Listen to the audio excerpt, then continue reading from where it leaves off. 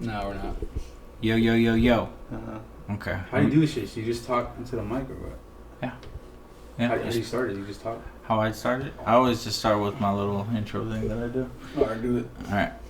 Oh, are we gonna start? I guess so. Alright. Oh, we're going already. Oh shit, we're going. Oh, okay. Yo, you already know what it is. It's me, Tri-Town Tory, coming to you live from the Northwest, man. Today, you know who I got in the motherfucking building, man. I got someone very special to me in the motherfucking spot. I'm gonna let him do his own introduction, man. Who are you? What do you do? Yo, what's good? Young Pasco Nav, Ali Nav, Phil Cassidy, all that sauce. It's your boy. The sauce maker. Okay. And that's not that's not the only person who we have in the house today. Today we also have the one and only Marswell, man. How the fuck are you doing today, man? I'm back. My nigga's over here looking crazy. No, he just hopped over the table. We can edit this, right? Yeah, we're gonna tweak it. But check this out, man. I'm very excited because the last podcast that I've done with Marswell has gotten a lot of good reviews from it. A lot of people like Mars. They think that he's really funny, creative. So I'm happy to have him in the spot. So today's focus is gonna be about my man right here coming back into the town to visit. I really appreciate the visit, the stop, man. I want to talk to you about a project that you're gonna be working on. Can you tell us about the project? What's the name? What's the inspiration? You know, things about that, things on that level. Yeah, I'm working on a tape called That's an Awful Lot of Spice. A lot of it's produced by my boy Marv. It's a long time coming. I mean, I've been rapping for years, never released shit. Shout out to my cousin for putting me on. But this tape is it's really just something I've been working on the last 2 weeks. But it's coming off fire. Marv's been giving me a lot of feedback on it, so it's Tory North. So I mean, it's on fire. So guaranteed good shit. Okay. What's your story as far as like the beginning? Like, what was your first interest with music? Like when you felt like, okay, man, maybe I can do this one day. Like, what are those moments like? Shit. Honestly, man, it started off, I think, back in middle school. You stole that fucking program from Tritech. My nigga with the FL Studio and shit, and my nigga was jugging and finessing back then. Yeah. And they put me on to making beats, and back then it was just fucking, we were just smoking weed and making shit. I mean, it was bullshitting. True. And through time, it was just, it became more fun to do. We're just fucking around. I think we did a lot of the fucking harder shit back then. Yeah. Was it 2005? Five. 5. Yeah. And I think back then we just started getting into it. No, that's when we got more serious. What kind of equipment did you use? Back then, A struggle. Wow. I think it was acid. Machine. No, I'm just joking. Oh, when it first started, it was a fucking karaoke machine. That shit was ass. That's how we got it from the mud. Yeah, and then I had a shit ass PC I got from Vic. I don't know where the fuck did it got from. Oh man. You want a small world connection, okay? Mm-hmm. Well, I can't say real people's names. Say it. Because these are like family Fuck members. say it. Okay, well check this out. My uncle. We'll call my uncle out. No, for real. Specific and oddly fucking not specific. But check this out. My uncle had a baby with this woman, and this woman used to be married to this guy. That's the nigga who sold me the computer. Oh wow, that's full circle. How crazy is that? Well, that's the computer that we used. Oh, this nigga's doing too much. I thought it was the video from earlier, bro. I thought you were putting me on. I was like, shit, we're looking for earlier. My nigga's doing too much. All right. Okay, so that's where it all starts. Mm-hmm. Who were some of the early influences though that you are like, oh, I fuck with this, like I like this shit a lot? Honestly, bro, back then it had to be Skyler and from Black House. Oh, okay. For sure. I mean, he probably influenced me the most. Got me on making beats. He actually got me. Cause when I started making beats, I was using the demo version from you. That you finessed, or you had the legit version. I had the demo version. You finessed it, but then Skyler ended up plugging me, and ever since then, I mean, I was look up to him. I mean, the whole Black House movement was fucking big, and that's my main inspiration from back then. Throughout the years, I mean, obviously you, fucking Strata, Skits, shout out to my boys. And my main inspiration growing up was probably them, the whole team we had going on. Yeah. Yeah. That's really dope. That's really dope to hear. As far as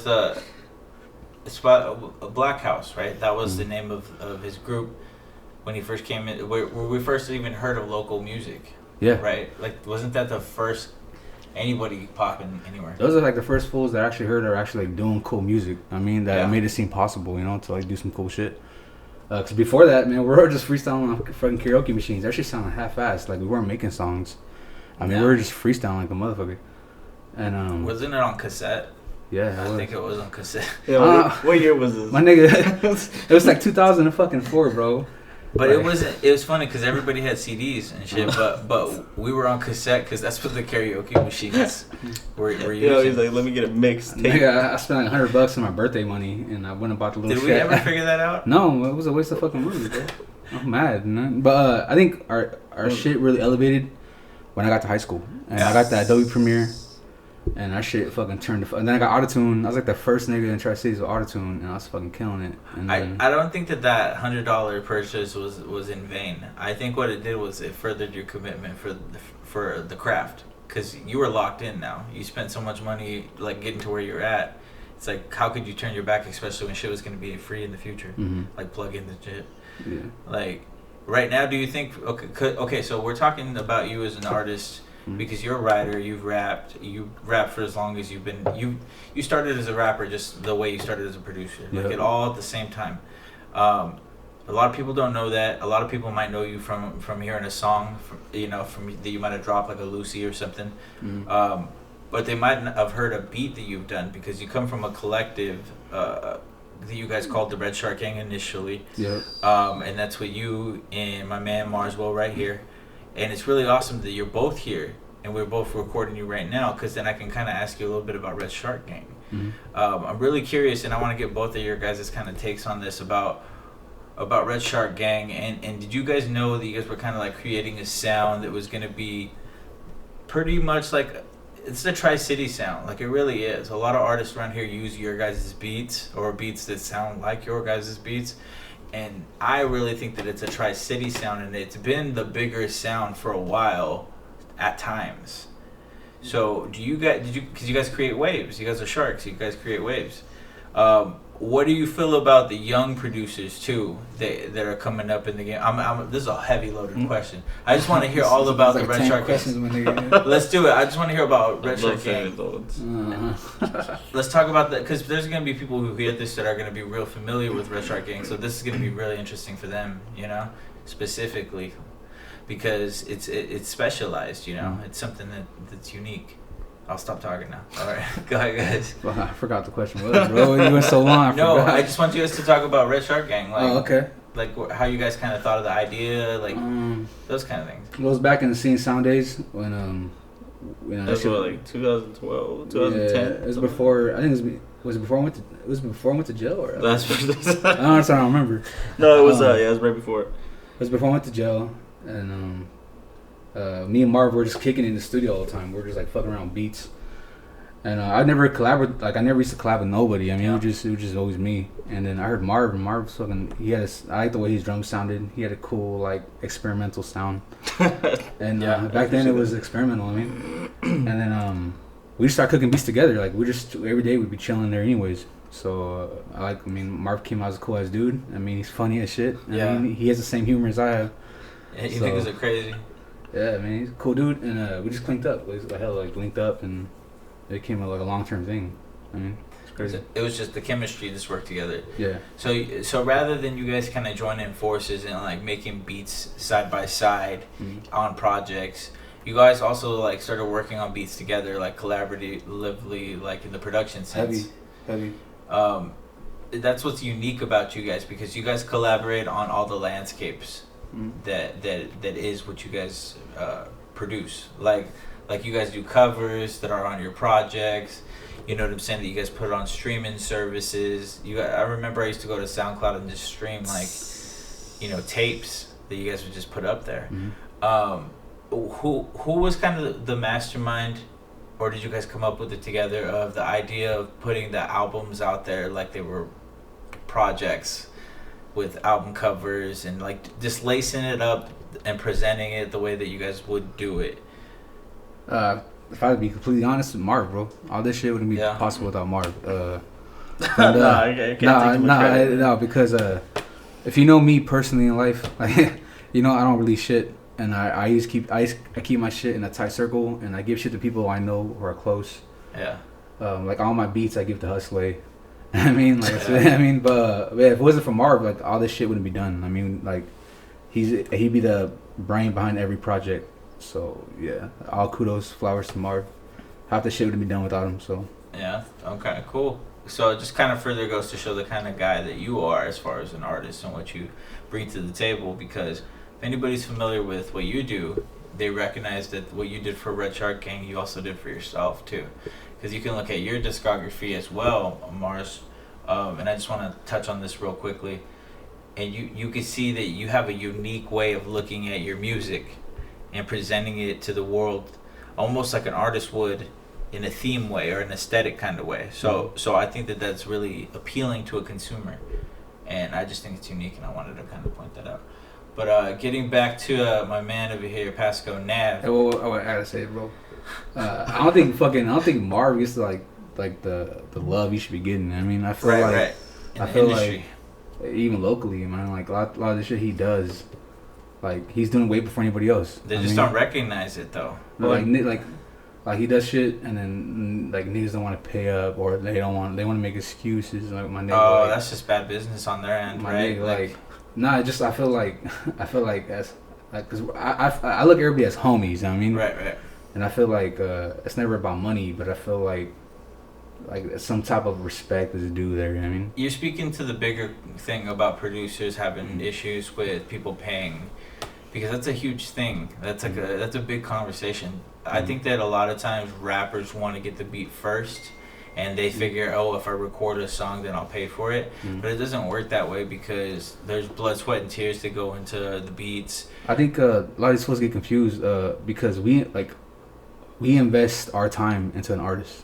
I mean, yeah. So whatever we do, I or Marv, we fucking make a beat. It takes us time to make a beat. It's not some shit that we're not fucking freestyling for a 5-minute track. And you're taking yourself away from your life. Yeah. With your family and not just that, we have goals too. I mean, we got shit that we want to do. I mean, and whenever we give someone a beat, that's us investing to them. And they might not see it that way. They might see like, oh, it's just whatever. And like, nah, bro. Like if I give you a track and you rap on it, I expect you to promote it as well. Yeah. I don't expect you just to push like it. I mean, like, bro, like it's 100%, bro. No. You can't get a beat and then do 25% work and then not do anything else. I'm not cool with that. I mean, I don't think Mark's cool with that. I think that does that come with the collaborative nature, because I know when I do a verse for somebody, I expect the same, you know, or I'm sorry, when I have a song and I have somebody do a verse on the song, it's like we're doing a song together. Like you gotta at least post it, you know, like help push it, share it. Like, because then what's the point of doing it? I mean, like, we're just doing shit for fun, or what are we doing? I mean, what's our goal, you know? It's the new era, you know. The new era, everybody kind of has a little bit more that they can bring to the table, and you know, if you can push the song, we just did a song together. Let's push the song together. Mm-hmm. It just makes sense to me, but my boy Vic leaking shit already. I saw him off tape, bro. I'm about to cut his verse now. That's not good. Nah, I'm joking. This fool's flaming me on my podcast. No, but you're speaking to a bigger. I know that you're talking mainly about you and Mars, but like you're speaking to the bigger group, the producers, and I think it's really important because producers need bigger voices. They need more people to speak up for issues that are universally impacting the overall culture of producing. Yeah. So like you're pointing something out that maybe I could hear from like a DJ Mustard or like, you know, a couple of other guys who are in the games who are moving and shaking, popping. I think that kind of leadership is needed. I speak about the Northwest a lot specifically, but the whole West Coast needs to kind of quit their regionalized shit and just kind of just make music, because I feel like certain areas won't fuck with other areas, and that's just like, oh, you don't want more money. It's all about money at the end of the day. Exposure, access, like it's all about money. So everybody needs to quit their competitive bullshit unless it comes to just the artistic side of things.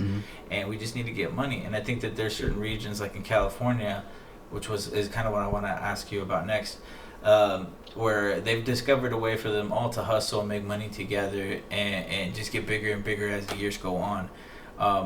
that's why the Bay Area has one of the biggest scenes that's out there for years, 30 plus fucking years it seems like, with like E40 and shit. Master P went to the Bay Area to fucking blow up, you know. If motherfuckers are old heads and know about that shit. But what I want to ask you is, you're from California too, because after in a certain point in your life you went to California to live with your folks.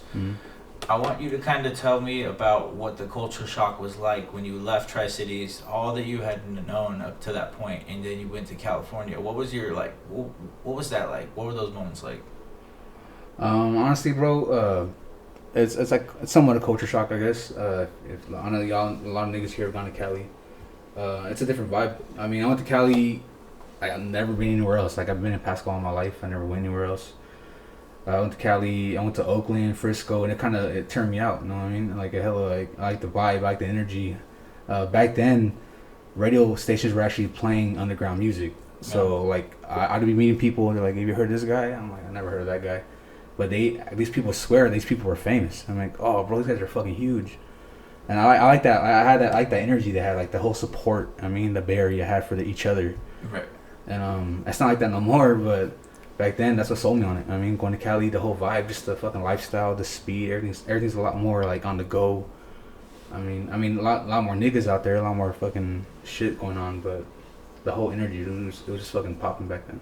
Yeah, because the population, that's what I'm thinking about as far as culture shock, is noticing the higher amount of people, like, just because your Tri-Cities is what it is, you know? It's like 250K to 300K people. But you go somewhere in California, that could be just one little square of a city. You know what I'm saying? So did you notice that there was just like a lot more people around? So you almost had to be more alert. Dude. A lot more tweakers, a lot more drama, a lot more fucking banging, crazy amount of Norteños, like crazy. Yeah, it's just hella fucking different, bro. Like, it's fucking different. Like, I mean, I grew up in Pasco. Right. Like, even just seeing blue was regular, you know? Like, it was never, like, out of the ordinary. Right. I mean, you go to California, though, like, in Northern Cali specifically, it's fucking straight up red everywhere. It was kind of weird to me. I wasn't used to it. I mean, I was never used to that shit. But it's just a whole different thing, I mean. Yeah.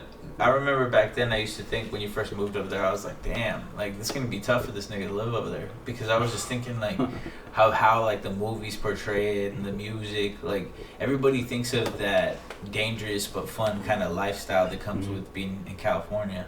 Like, Tupac, you know, presented it really well. So I'm thinking, this nigga's over here going to be at a house party. Niggas going to want to fight him. Like, shit like that. That's what I was thinking it was going to be like.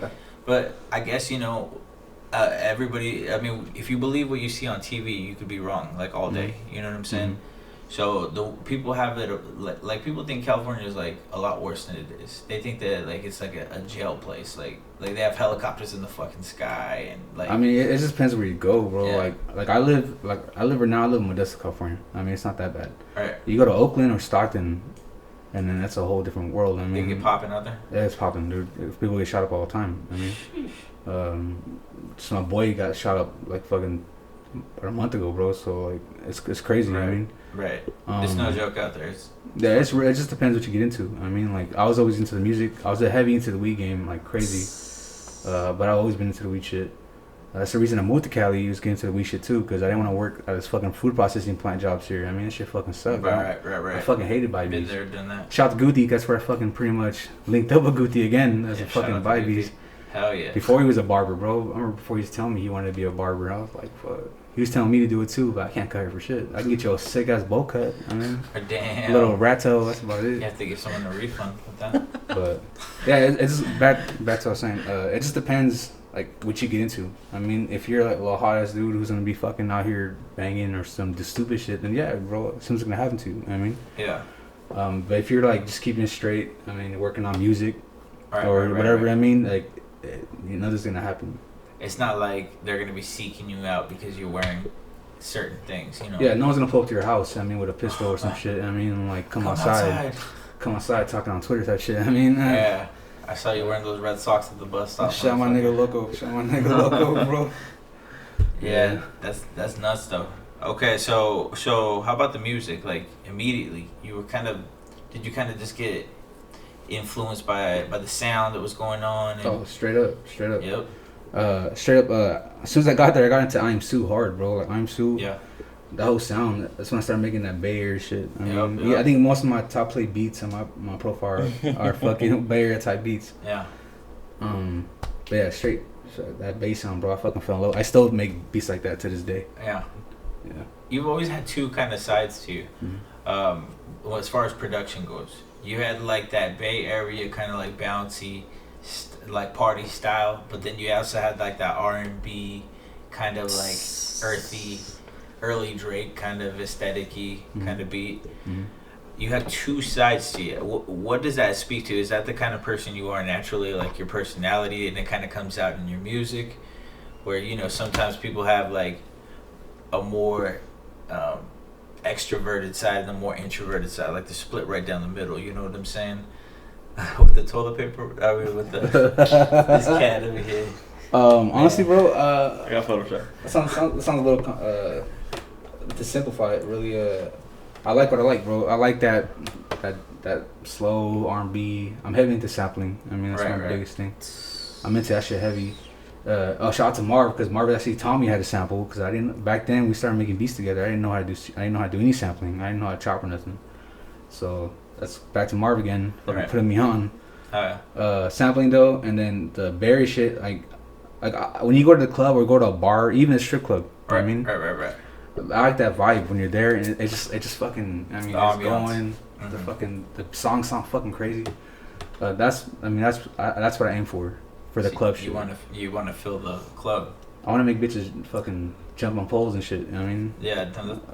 But lately I've been making a lot of gangster shit. But I mean that's the goal right there, to make the strip music. I mean, but I like the way you put that shit. That's just funny. Yeah. Okay, that's cool, because that's why you're a versatile type guy as far as an artist goes, because you're a versatile type person. You know what I'm saying? That you're a well-rounded person. You're a family man. You know, your main focus is your family. That's the reason why you work so hard, and that's the reason why music, you're taking it more serious in it, and you're taking a different approach to it. Because it could be said, it could be argued that it might have looked like you took a break, like a long break from music to a certain extent. Yeah, man. Being inspired, I mean, and just kind of going through life and shit. I mean, I was fighting another case because I'm a hot ass. So I was fighting the cases back to back. I had to chill. I mean, I had other shit going on. I lost a passion specifically for the beat making aspect of it. I mean, I've always fucking wrote rhymes. I mean, I was always smoking in my car and writing shit. I sent Mark so many fucking tracks, bro. Like, I sent him a track from 3 years ago, and it's like brand new to him. And I'm like, oh, what? I'm like, my nigga, did you listen to the song or what? Lost files. Nah, but it's all good. I mean, honestly, bro, I do have one regret though. One regret, and that was leaving Seeing Sounds back in 2013. Why is that? Because I feel like Seeing Sounds had it, bro. I feel like it was there, bro. Like I feel like we had everybody. Like, I mean, you could have pushed it a little bit harder. Let's get back to that though, because like we met 2011, so we were making beats for like 2.5 years before, you know, like all this started coming out, and so like that's when I met you. You know, when I got into like the Seeing Sounds crew and stuff like that. I think there would have been a vortex that would have opened if more focus would have been put on that in certain areas. It's a trip, bro, because when me and Guti started Seeing Sounds, it felt weird. I mean, it felt like because Guti's always been a real personal guy, bro. Like, you guys know Guti. I mean, he's a straight slut. He'll do anything for you, bro. Like, right. He'll fuck somebody up for you, no fucking problem. But I've seen him do it. I've been there, nigga. I seen it. Nigga, Guti! And then nigga showed up, teleported, and started fucking niggas up, bro. It was fucking crazy. Guti, I fucking swear, bro. He got blood on my new kicks, bro. I remember this shit. But damn, niggas just be bleeding on your outfits, huh? Yeah. I remember waking up and seeing a text. I took pictures of it. This motherfucker, him and Rock were fucking posing, nigga, with fucking bloody shirts, with their fists out, like they fucking. What happened? Like, niggas just. I can't drop names. Guti's a straight legit man, straight homie. Like, I know him, like, no matter what, he's straight legit. But when I met Guti, like, it felt different. I felt like, oh man, this shit is real, you know. Yeah. And by then, like, I was already recording fucking half the niggas in Tri-City, in Pasco, not in Tri-City, Pasco. I was recording like Skits, Strata, Sammy, Remick, Roel, I was recording fucking Rudy Mac, DHP, Easy, Rue, everybody. You pretty much brought the skeleton of the Sea and Sounds together. Yeah, I were recording them already. Yeah, I already had them. Like they're already fucking with me. I mean, I fucked with everybody in Pasco, to be honest. But I brought them to Sea and Sounds, and they introduced them to Guti. I mean, Guti's the type of like I just feel like Guti's a really like he's really gonna execute. He has a vision. He executes it, and that's what I needed. You know what I mean? Let's keep going with the Sea and Sounds direction, because that was a very great moment in Tri-Cities music as far as rap goes, because I feel like a lot of great music was made at the time from a lot of different artists. I mean, I remember Rudy Mac even had his own classics, you know, like Rudy Mac from the Back. Like there was a couple of different artists who had their own, like Royal had like back to back hits, like. Bro, like, I thought Royal was gonna fucking pop the fuck out, bro. To me, I was like, man, Royal's gonna fucking make it. Him and Sammy, like, too, as well. Like, their group, it was a good look for him in general. Because at the time, we needed young rappers to be doing big things. Mm-hmm. You know, we needed them to sound like they were about to break through. Mm-hmm. And I think that we were accomplishing that in a lot of ways. Mm-hmm. But life moves fast, and niggas just gotta do things, you know, like they gotta get with it or they gotta get off. And I think that's what it was for a lot of people. They had to get off. They couldn't get with it. Pause. You know what I'm saying? Mm-hmm. But do you say that Sea and Sounds could have really been a big thing at the time, but what about Sea and Sounds specifically would have made it a big thing? Like, if you look back at it, what were some of the qualities that... Bro, I'm not gonna lie to you, dog. The music we were making was straight, like, mainstream type shit. Yeah. Straight up. I mean, we had a solid-ass fucking talented squad. I mean, I always go to fucking Swavey because I felt he was the most polished. Guti put a lot of work into Swavey with the Derek O track, My Girl Be Saying. I think those two tracks really could have done something. I mean, but, I mean, I know shit doesn't work out at the end, and we all had to do our own thing, but... back then, bro, we were at least like we had solid ass fucking tracks, bro. Even Rudy Mac had solid tracks with solid hooks. I mean, that's second time we dropped his name. I fuck with that's my boy. That's my. I know. I fuck with him too, but I just saw him the other day too. He was working. I was on a forklift. What? Yeah, he was on a forklift, my nigga. On my podcast, like, I know, bro. I know the story. No, dead ass. Because I went to Coca-Cola. Well, anyways, I don't want to drop names of places that I've been to, but he works at Coca-Cola. We gotta edit that out now. Fuck. But beeps into it. But I'm gonna tell you what. I like Sea and Sounds, Kid Hustler. Mm-hmm. I want to talk about Kid Hustler a little bit because that's an artist that you focus on a lot too as well. Mm-hmm. What's the timeline on that? Like, he came out, like, how long were you recording people before he showed up? I think Hustler came in, fuck, dude, that's a hard one. Like, you were recording people for like a couple of years? Yeah, Hustler, who brought Hustler in? Sammy, I think. Sammy did? I met Hustler, bro. He was just a fucking wild cat. I remember he'd come to the studio. 16-year-old kid. He'd come to the studio fucking faded, bro, trying to record. I'm like, fuck, bro, like... We do this out here. Yeah, but I mean, slowly I gravitated towards his music. I mean, like, and I think he's probably one of my favorite Pasco rappers, or Tri-City rappers in general. Yeah, I mean, I wish he'd come back to rapping. I don't know what the fuck he's doing, but you know what I mean, I wish he'd come back. I know he's working on some shit. Was it you who said that Hustler is kind of like the Joker of the Tri-Cities? No, like from from the fucking. Batman or fucking Dark Knight. Yeah. Or somebody Batman, said that. I think I'm trying to check it out. I'm trying to remember who it was because they made a good point. Whoever was that said it, they made a good point. They say that Huxley he's not around. Like, he's not around, but he's around. And whenever he does come back, he strikes like the Joker. Like, it's all remake beats we made. And they taking acapellas. Because Hustler had the song Ted Bundy, the hit, like, out of nowhere. You know what I'm saying? He's got these bangers that he'll do a video, drop it, and then he'll vanish, get 8,000 plays. What's that? 10,000 plays. And what is the tape? Overdose is the one that's like inverted? Yeah. Bro, to me, it's a fucking classic tape. It's one of the best. Which one? Overdose? Overdose. What about Cocaine? No, Cocaine. No. Overdose. To me, Overdose covers both of those. He did. Overdose to me sold it, bro. So, to me, Overdose. I like cocaine. Not the real thing, but the fucking. You gotta chop that up. He's playing, bro. He's playing here. No, to me, Overdose sold me on the vision.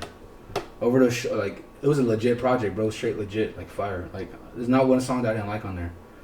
Even that song, what's that one? I don't want to sing this shit. We'll put auto-tune on this part. Was it? I have to say fuck you. Oh shit! I can't. I don't want to sing. I'm embarrassing myself. But was it his first tape? No, Boys in the Hood was his first tape. Yeah. Boys in the Hood was his first tape. That was Seeing Sound. I think Overdose was the third tape. No. Third. It was Cocaine. And then was it Overdose? Probably. Damn, that nigga was doing a concept. Like, cocaine and then Overdose was next. He's on it, bro. He's been on it since before anybody else. Let's see. Boy, he's a visionary. He just come back. I don't know what the fuck he's doing, but come back, dog. He out of jail. What the fuck you doing? Joker, man. My nigga fucking banging the set. Need to come back. You know what I mean? He's the villain, dog. Hustler's the villain. That's the homie, bro. Was it a word? But somebody said that shit. But anyways, I think that it's really dope that a producer and a rapper can work together, collaborate together. A rapper can make a producer's name more relevant sometimes, and a producer can do more for the rapper than the rapper can do for themselves in a lot of ways, because they can't make their own fucking beats, you know. Yeah. So, at what point? No, we already talked about that. I don't want to talk about that because I was gonna ask, like, at what point does it stop being beneficial in a collaboration between the two? Like if everything's like free, you know, it's off top, you know, it's friends, it's like I'm helping you out, you're helping me out. Does it get to a certain point? I was like, okay, you're getting really popular, and I'm still hooking you up, and we don't really have a business plan about how we're going to continue to move with this situation. Like if you're a producer, it gets dicey. I mean, just because I mean we don't have contracts with each other. I mean, we're like. I like to think we're like percentage partners. I mean, I feel like me and Marv are like Rory, Maul. I mean, and I think like Husley, for example, would be like Parks. No, that's a horrible analogy. I mean, he's Rem. He's not Button, I'll tell you that. But I feel like, you know what I mean, like at the end of the day, I feel like I feel it'd be all equal parts. I mean, okay. But to go back to your saying when it stopped being beneficial, well, when you stop making music, I mean, like we're investing. I mean, we're heavily invested. I mean, like not financially, but our time. Do you think that maybe if the recognition for the producer isn't stretching as far as the popularity of the artist off of the production that the producer is making, like you made a beat and the artist is getting big off the song, but you're not really seeing the kickback from that popularity towards you directly. You know what I'm saying? Does that make sense? Yeah. I mean, for me, it's, you know, I think I would take the more work pushed back. You know what I'm saying? Not like more. You know, I'm not looking for, you know, my name to be out there like that. Right. I want the artist to come back and be like, hey, we got to do another one. Yeah. So you'd rather work the steady. Yeah. That makes sense, because I would do, if I was a producer, I would do the same, because rather than like that would be a project, a passion project. Yeah. If I did take an artist that I was gonna do something like that with, it would have to be somebody who I personally like their music a lot, I guess. Yeah.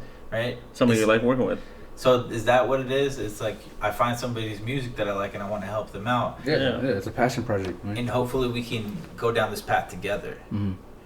But if they blow up and they leave me in the past, then I guess I can draw a line to where... That's where you know where they live. We're all from Skull, bro. You know where niggas at. Man. I'll bring Guti. Bring Guti, bro. Fuck him up.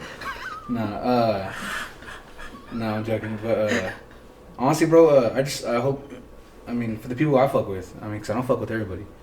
For the people I fuck with, from the Seeing Sound days, because even if I don't talk to them, I still fuck with them, you know what I mean? Like, to me, it's all love. I mean, I want you to win. I mean, to the people who don't fuck with us or hate on us or talk shit about us, niggas from Portland or Oregon, what are the niggas that are hating on Marv? Like, KDH boys. Oh, man. Dudes. I mean, like... Forgotten Beefs. I don't fuck with them. I mean, I never fuck with them, but... You're not going to fuck with them? Oh, man. Who would you say? My dad. The fools who diss Marv. Oh, yeah, fuck those guys, bro. Fuck, man. What do you say? Marv don't got bars? Yeah, I got hit by a car. Oh, yeah. That was hard. Let's see if I can find it. Fuckers are having fucking writing issues or something. My boy Marv, you can't shit on my boy Marv, bro. He's too goated. Cage. You know, like I don't know, like I feel like me and Nav. I feel like we kind of like. I'm not trying to toot our own horns, but like I feel like we just fucking good with me, bro. Let's do it. It's like nobody was making beat tapes around here, you know. Like nobody was doing anything, you know. Right. Like now, like that's what I see now. It's like, oh, I'm gonna put a beat tape together. I'm gonna make a beat playlist, Right. But like we guys have were kind of the like 15 beat tapes or something like that, or something crazy. Where it's like we just stayed working, you know. Even when Nav was going through his stuff, you know, we're putting stuff out. You know, you guys were kind of like the innovators for that. Like, I noticed that you guys were playing in your own game. Like, you weren't looking around. Yeah. You were just shooting forward, you know. And we didn't need like the most, you know, expensive, you know, stuff. You know, we were just, you know, we're in a half-ass studio, you know, making the best music, you know, compared to everybody else. You know, in my opinion. Yeah. What was your boy's name, bro? The guy that used to rap, Capital. Oh, what's his name, bro? The guy that Karma and Capital. Yeah, from Karma. I remember. I think you brought him to the studio one time. Yeah, because we're cooking up. Didn't we? I think we did 2 songs. Yeah, the Holy War. Yeah. Holy War, and then another one. He was fucking with the beats back then. I remember that. But we just never made anything work. I don't know. But what is he doing now? I think he's more of a gamer. I think he's streaming on Twitch. And I apologize if that's wrong, because I don't know. I haven't really tapped in with him, but I think I saw something about Twitch. Tell him send me on Warzone, bro. I'll take him. Take him, bro. I'm defeated. But I did a podcast with Civic about 3 weeks ago, and I was talking to him about how the group of kids that came up, him, Karma, Capital, like you can go on and on about those guys who were all popping at the same time. How they kind of created a wave in the Tri-Cities of new artists that were coming out of the game at that time, and we had our own wave that was coming up at the same time. They were more conscious, no? They were more of a backpack. I would say privileged. So Mars is shooting fires. No, like for real. I mean, like fire shots. Pop, pop, pop. Just pop, saying. Pop. Yeah. No. Like what I would say is, me personally, what I would say is that might be true in some aspects, because Richland is privileged in general. Like if you came from Richland, the music scene out there, you get fans automatically just because you're doing something edgy from Richland. It's true, bro. Like growing up, I was like, I think this is since I came back to Cali. I mean, from Cali, this is probably the most times I've ever been in Richland in my life. Like visiting you guys in Richland or whatever. Dead ass, just being in Richland right now. You're like, it doesn't feel right. Yeah, I never gone there. It's like a whole different place, bro. It really is. I mean, it's weird. Well, it's just crazy how these 3 cities could be so close together and then be so different, be so segregated. You know. We just some fly niggas from Ruby Street, you know. So. I like Pasco because Pasco is kind of like where it all started, like where everything. Oh, bro, I like Pasco, bro. It's my rap name. High school, straight up, bro. But back then, we went to high school. It was the only high school in town, Pasco High. Everybody went there, bro. So your name Pasco Nav really reflects how you feel about where you come from. I love from my town, man. Yeah, even though I'm so far away, I mean, like, it doesn't change. I mean, like, I plan to come back. I mean, I want to raise my kids here. So. That's awesome that you say that, because I think that your music would stand out even more coming back, because over there, I imagine that it's so saturated in a lot of ways as far as artists producing a lot of music out there, that it's harder to get noticed in certain markets. You know what I'm saying? I think with the whole digital age, that shit becomes irrelevant. I mean, I think as long as you market yourself and you're a good rapper. I mean, as long as you can rap good, you have mass appeal. I don't think it matters where you're at. Yeah, a good song will do everything for you. But Cali, they have some dope ass rappers, bro. Like Stockton right now, especially some fools in Stockton are fucking going hard. Sacramento is popping too, specifically right now. Yeah. But I still think there's people in Tri-Cities that are better. I mean, that I don't think that can. Like, I don't think the guys in Stockton, because they get stuck in the sound. They get stuck in this whole what's auto-tuning? Yeah, like that's a trappy art, like gangsta auto-tune type shit, right? Is it the easy shit? I don't want. I mean, it's not like no Roddy Rich. It's kind of but it's like Roddy Rich-ish. I guess Roddy Rich. A little more bay. A little more bay. And I should clarify easy. What I mean is like anybody can do it. You know, where you can just throw auto-tune on your voice and just kind of rap. Yeah, I think when it comes to it's the lyrics, bro. Like the way you deliver it, because anybody can fucking rap, bro. Like, yeah. I mean, I can get my son and he'll fucking rap a verse. I mean, I'll write it for him. Do you remember when Wayne made it popular to throw autotune on your voice and just bar out, just spit bar after bar? I swear it was me, bro. Honestly, man, I never understood. Not even the right key or nothing, just throw it on there. Wet as hell. I remember I couldn't sing for shit, but I was a freshman. I had a girl and I was like, I'm gonna serenade her ass. You know what I mean? I put the autotune on and I thought I was this fucking shit. I thought I was Jagged Edge, bro. I thought I was Tory Lanez before Tory Lanez. Well, dog, you were creating a whole... Oh, mamas, bro, I swear. You were creating a whole sound. That was a whole, like, 808s and heartbreaks. Yeah, I was like the Tri-City MC Magic, but knowing who the fuck I was. You feel me? That was awesome, though. LA Nav killed 3 Deep. You know shout to 3 Deep. I was kind of hoping... This nigga... You're gonna burn the whole podcast. You're gonna fucking give me fucking jump, bro. Hey, no, but check this out, though. I think that... That's a porn name right there, too, bro. Fuck. Marv Savage. Oh, Marv come with them lines. You don't say Marv don't got bars of this shit. I think that Pasco Nav's music now, in my mind, would make total sense as like the evolution of who you became, if you still incorporated some of that singing that you used to kind of do back in the day, because you discovered something so unique that I think that years later cats started doing on their own, like, but they didn't know that it was done years in the past, you know. Yeah, I have songs from 2008 that sound somewhat like shit today. I mean, that's weird, huh? Like how that it's undeniable. Like you could hear something and be like, "Damn, this could play." Right, I just wasn't good enough to get to that point where like people fuck with it heavy like that, you know. Well, with things like TikTok, you can get a song that's old and it get popular like 10 years down the road. That TikTok song, bro, a TikTok wave is just scary, bro, because I feel like you get trapped in it, and you know from one fucking song. Or what about when you start catering to it because you know, pandering to it? Yeah, like look, people say Drake did that for the Tissy slide, you know. He did. It seems like a total like a TikTok dance. But I feel like Drake is at the level already. It didn't even matter. I mean, he's been on top of the game. I mean, for 10 fucking years. Yeah, he won the Billboard Artist of the. He's had like you said earlier, he's had his own industry before. I mean, so it didn't matter if he catered to TikTok. He already had this whole fucking little thing going on. Yeah, so he's still the biggest artist in the game right now, as far as rapper goes. Of course. Well, as far as any kind of artist goes, I think he's the most streamed. I like the push for Lil Baby, like the whole push we were doing, but I don't think Lil Baby is gonna be as. I don't know. Maybe I'm a hater. I don't know. Do you think that people are pushing Lil Baby a little bit faster than he can move? I'm not sure, bro, because I've been hearing a lot of Lil Baby shit with like Joyner and Drake, and he's holding his own. Doesn't it seem like he's applying pressure? Like every verse that he drops, like he's taking the situation and he's reacting accordingly. Because when you're that young, that rich, and like things are coming at you that fast, and you're reacting to it, and the results of your reactions are successful, I think that he's doing great, and I think he's gonna get better because he's like Lil Wayne almost. Because I think he's gonna burn out, bro, in a year. You think so? Lil Baby. Yeah, Lil Baby. You don't think he can carry music like in a certain direction for a long time? I think the sound's gonna change, bro. I think it's gonna go towards like I'm not gonna say it because you're gonna do it. You're gonna do it.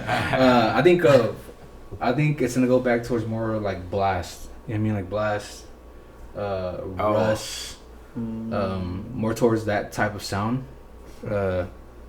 commercially. I mean, but that's kind of like what Drake's doing right now. Drake's gonna be gone in a couple years. I mean, isn't he retiring after this fucking album? I don't know. Yeah, so you're saying what the sound that Drake is doing is gonna come back, but without Drake, and it's gonna be in a couple years. I think it's gonna be like Blast, that type of, like the people like Blast. Don't you think that that will always be popular, but it will coincide with the opposite, like the opposite type of vibe that will also be just as popular, and it's categorized in the same thing because it's rap music as well, and it's charting similar, you know, like right next to that other song. So it's not like you can separate those style of records. I don't know. I look at those kind of things because I'm an artist. We're all artists. We all make music, right? I want to make songs that are well-rounded, you know. When you make a project, you want a project to have like at least 4 or 5 different vibes on it, you know what I'm saying? Like I don't know how you make projects, but when I look at it, I can't have everything just being one flavor. I gotta cut this shit up into different, like, sections, you know. Like That's how I do it. Like an appetizer. Yeah, hell yeah. I don't know. I mean, I'm just a little baby hater. I mean, I don't hate him, but I don't know. I seen it burning out. I mean, because lately he's been back to back getting it. I mean, but how long can you keep that up? I mean, like pause. I mean, well, I was about to say wait till his next album, you know, because I mean, I the same thing with the Migos. I mean, like back then, Migos were fucking popping like crazy, but to me, I feel like they're burnt out. I mean, honestly, man, I want to support them, but it feels like I'm kind of trolling by supporting them because the music isn't as hot as I want it to be. It just hasn't changed. The formula is not different. I mean, that straighten bullshit. Mm-hmm. I was like freaking out because I was like, oh, he's dissing Joe Budden on this. I saw Eduardo post that, and I was like, oh shit, bro. I was like, Eduardo, like, my boy Cold War Cam posting this is weird. What, Straighten? Yeah. Oh yeah, he likes that shit. I thought it was weird. I was like, what the fuck, man? He loves like Yo Gotti, Migos. I fuck with Yo Gotti. I do. I think. I fuck with EST. Oh, but I think Moneybagg Yo, bro. I think more people are catching on to it. I think. Yeah. He's real popular right now. Yeah. I mean, not just because of the song Waukesha, but just because I feel like he's just been on it, bro. Like. Well, the time today was annoyingly popular. That's a good bounce. I mean, I'll admit I played it a lot, but it got really played out real fast. Mm-hmm. And I think it's just because it's the style of music. Mm-hmm. It's like junk food. It's like a Big Mac. No conscious. That's why I'm such a Cole fan too. You know, I like that. I like that mental shit. Yeah, man. Cole's project was pretty fucking good. Thank you. Thank you. Told this motherfucker, bro. It's like, well, I'm somebody who's a late appreciator to J. Cole's music. That's good. And it's just because I've always been a Kendrick fan. You know, like I've always felt like I have Kendrick. Why do I need to go look for other different style of variations of what he's doing? Yeah. And he hasn't been around, so when he drops a J. Cole album, what do? I go listen to it, and I end up liking it. Mm-hmm. I like it better than any of his other projects because this one I feel like he's still hungry because lyrically he's still doing rapper things. Mm-hmm. You know, if you look, he's doing like early kind of day one style of like lyrical things. Mm-hmm. So I think that J. Cole still cares a lot about rap, a lot about hip hop. Do you think that the whole Africa basketball professional league thing that he did, that was a rollout? Do you think that was all a part of the off-season rollout? I think he was just fucking. I think it was. I mean, it's a great fucking rollout. But I think he's also living another dream, you know. Yeah. I think that dream ended, man. Yeah, I did. Man, that boy got 5 points in 5 games. What kind of shit is that? So two things dunk on his ass. Sounds like a team player, bro. Two things can be right. Two things can exist at the same time. He could have did shitty when he performed, which he did. You know, shout out to him. But he could have also fulfilled the obligation for the album rollout and said it's time to hit this escape rope, buddies. Yeah. I think that's what they said, a 5-game contract or something. I thought it was 6 games. They're gonna be 4, right? This motherfucker. He quit. He was like, alright. This motherfucker. He made it seem like he was gonna move there and live over there or some shit. You know. Yeah. You're gonna go play pro. How many games is in a fucking pro season? Man, niggas haven't seen Bowser's big fucking ball up. My nigga, game over type shit. That's what I did earlier. You got like that mean crossover. My boy, we're playing pig for the fuck of it, and my nigga did not win any games. I was winning until all you guys showed up. Yeah, for sure, man. You guys didn't invite me. I'm trying to think of if there's anything else that we want to kind of like touch on, because I know that we are getting pretty late, and I know that I want to wrap this down because we all got lives that we got to get back to. Then with the rapid questions. Well, let me ask you guys, where do you guys, because the listeners, I have a nice little audience that I'm building up right here. Is there anything that you guys want to kind of touch on about you? It could be about anything. It could be about your project, your music, where they can find you at. Yeah, Instagram, Pasco Nav. I'm not sure if it's underscore or not in it, but Pasco Nav, look me up. You just got Instagram? Yeah, Instagram mostly. I'm on Twitter too, but I talk a lot of shit and I'm always stoned on there. So don't take anything I post on there for fucking. Where can they catch all your music? Right now I'm making a new SoundCloud page for my rap shit. That's Pasco _ Nav IG. Hit it up. If not, it's good. I'm not sweating it. I'm working on a new for this new tape I'm dropping. Hopefully dropping by next week. If not, I mean I gotta wait for this fucking Hustley Jada covers. And because I'm gonna get that no matter fucking what. I'm not gonna leave till I get it. And then hopefully about next week, by Friday, it should be out. What's the day on that? The fucking day, dude. The 5th. The 5th. No. Hold on. Drop my shit early. A lot of the tracks. The 4th. So the 4th should be dropping. Most of the beats are produced by Marv. We just made one today, featuring a nigga, fucking Tory North, fucking Bowser Vig. I mean, I'm excited for that. Other than that, if you need beats, hit my boy Marv up, because I'm not making beats for niggas no more. So, I mean, I'm exclusive only. I have to fuck with you personally to make a beat for you. But hit my boy Marv with beats. What's your info, Marv? Thebeats.bandcamp.com. Yep. And I think that's it. Yeah, they have all the links on there. Shout out to all my homies. Shout out to Loco. Shout out to fucking Hustley. Shout out to the whole Scene Sound Squad. Shout out to Skid Strata. Shout out to Naomi. I haven't met you, but I heard you're cool as fuck. Shout out to Rob T. Shout out to Rob C. Rob Crip. Shout out to the fools that they fucked up. One time Good D fucked those niggas up. I love my boy. I don't love. It's crazy. Life's crazy. Damn. So you said you're gonna move back at some time. Yeah, it's in the future plans. I mean, I'm trying to get everything right in Cali. I'm trying to raise my kids over here. You know, I'm about to have another fucking kid, so I'm trying to bring him close to my grandma and my family and shit. You know, my grandma raised me, so I'm trying to have him close to her. You know. Well, I think that it's awesome that you're coming back to the roots of where you kind of came from, to kind of finalize the chapters of this thing. I guess I'm not saying that you're gonna croak or anything, but like you want to end it where your home's at, so to speak. That's kind of like what a baseball player kind of leaves a team, and then at the end of his contract he goes back, finishes his career in the jersey he started with. You know what I'm saying? So thank you, man. I think that I want to cut this one short because it is getting kind of late. Be on the lookout for all of Pasco Nav's new music that is going to be coming. What was the name of the project one more time? It's an awful lot of spice. Awful lot of spice, man. Boy, it's salty and spicy as fuck. It's gonna be on Apple, Spotify, everywhere. SoundCloud. Not a beat tape. I mean, it might be on Bandcamp though. We'll see. But I'm for sure. I've been pushing my boy Marv on it. I mean, on the beats. So keep him out. I'm trying to bless it, man. I feel like people don't do him justice. So I'm trying to. Big's looking at me hella weird now.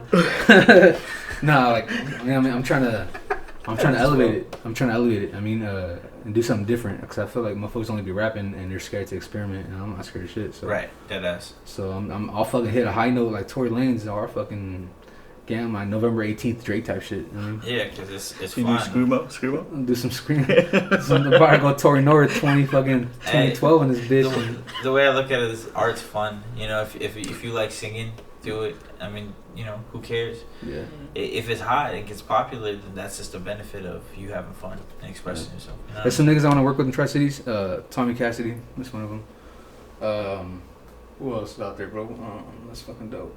I haven't met that nigga. What's his name? Ted or Taz? Taz? Yeah. Call him Ted. My bad. He moved to Spokane, Taz did. Oh, never mind. It ain't gonna happen. No. There's some cool niggas I want to work with though. Fucking Chewy. I don't know what happened to you, bro. It's been like 4 fucking years. Last time I went to your studio, came back. I don't know the fuck you went. Exactly.